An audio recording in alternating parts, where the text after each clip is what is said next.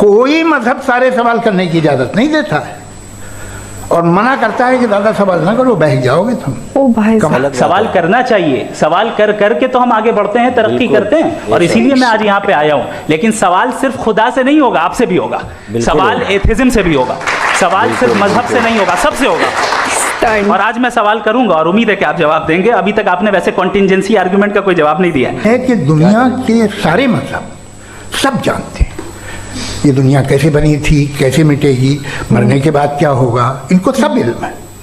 इनको किसी को डायनासोर होते थे पहले ये नहीं पता था, किसी को नहीं उनको पता कि किसी मजहबी किताब में डायनासोर का जिक्र नहीं है। अफसोस कि आज तक किसी मैथमेटिक्स की किताब में मुझे डायनासोर का जिक्र नहीं है। देश की सबसे सुप्रख्यात गॉड डिबेट के आखिरी 6 मिनट को देखने के लिए क्या आप तैयार हैं? क्या आप बेताब हैं? अगर हाँ तो ये वीडियो आप ही के लिए बनाया गया है मेरे दोस्त। है हाय हेलो नमस्ते जी, सत श्री अकाल, अस्सलाम वालेकुम।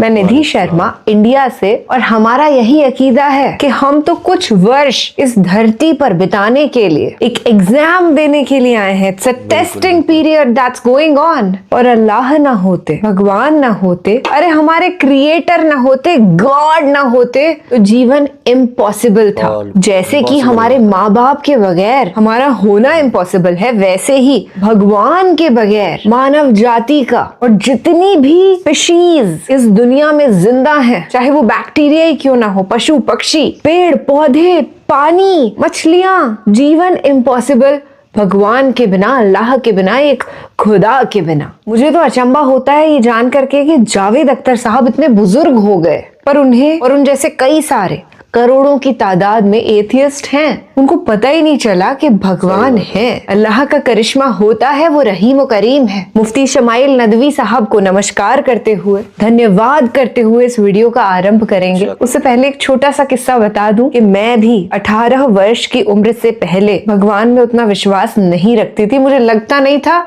कि कोई खुदा है, पर क्रिएटर के प्रति ये जो प्रेम है ये जागरूक हुआ मेरी रूह के अंदर। इसके पीछे का कारण वीडियो के आखिरी में बताएंगे, तो इत्मीनान से सुनिएगा। मुझे इस बात की खुशी है कि मुफ्ती साहब ने भी मान लिया कि नेचर में कोई इंसाफ नहीं है।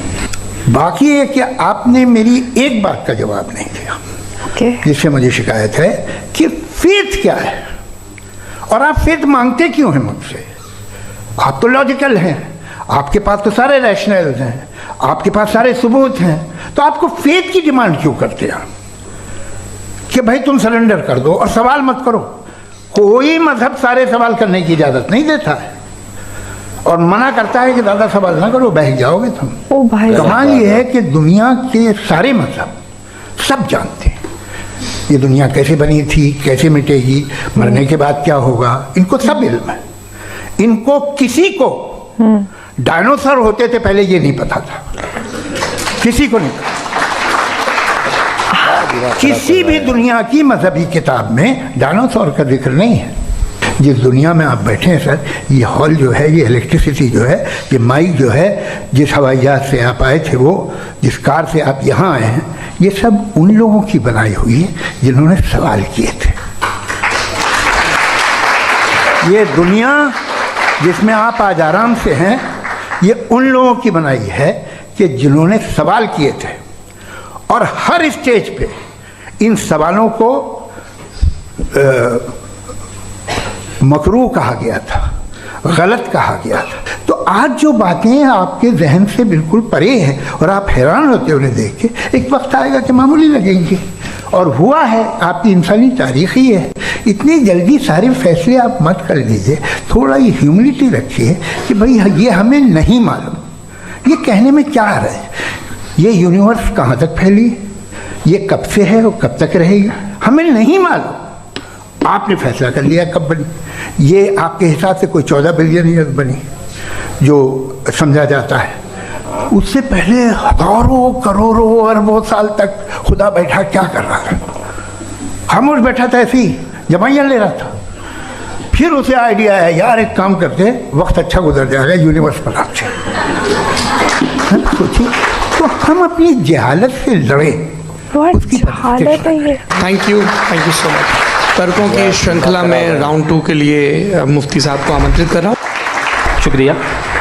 जनाब जावेद अख्तर साहब कई मरतबा दोहरा रहे हैं कि फेथ का मतलब बताइए, फेथ का मतलब बताइए। मैंने बता दिया, फेथ सही भी होता है, गलत भी होता है। और आज हम फेथ पे बात नहीं कर रहे, हम ट्रुथ और डज गॉड एग्जिस्ट पे बात कर रहे हैं।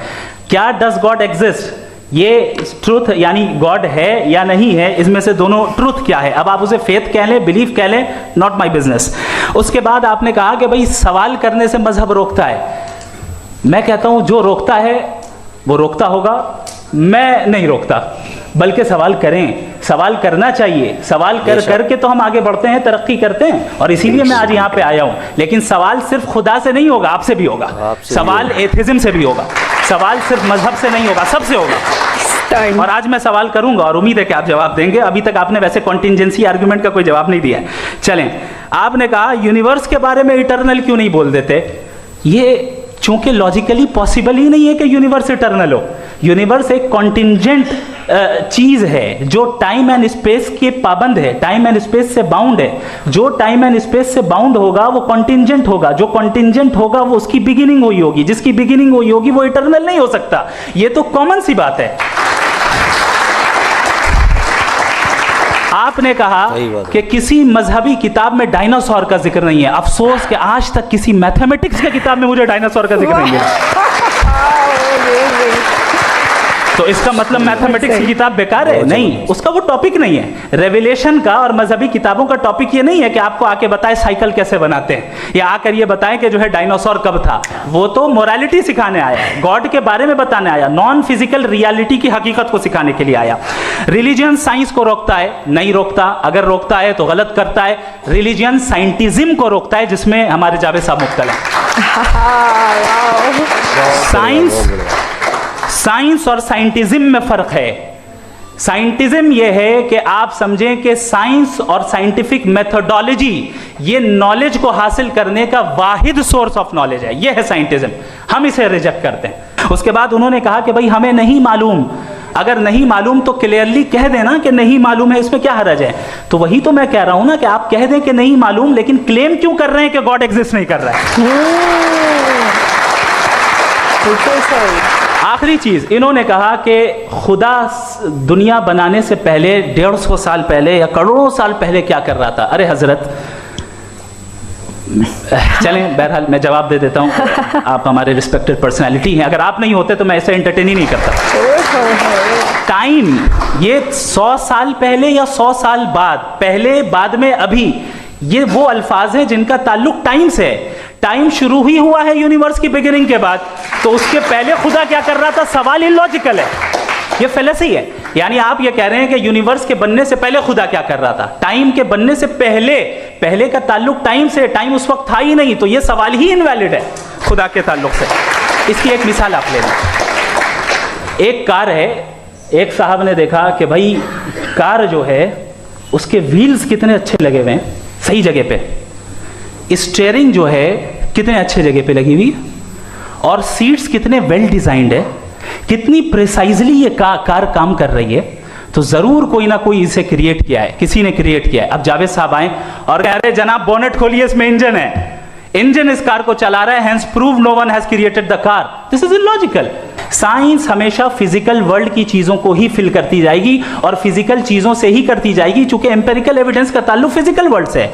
आप साइंस के जरिए मेटाफिजिकल रियलिटी को कभी साबित नहीं कर सकते। ये रॉन्ग टूल का इस्तेमाल करना है। ये वही काम है कि आप मेटल डिटेक्टर से प्लास्टिक डिटेक्टर करने चलें, जो कि जाहिर है सही नहीं है। Thank you. बड़ी लॉजिकल बात कही मौलाना साहब ने कि जब गाड़ी का एक क्रिएटर है, सीधी सी बात है, गाड़ी ऐसे आसमान से तो नहीं टपक जाएगी। पर जावेद अख्तर साहब जैसे लोग आकर के कहेंगे अरे देखो इसका, वाकई में बहुत जबरदस्त बात कही है।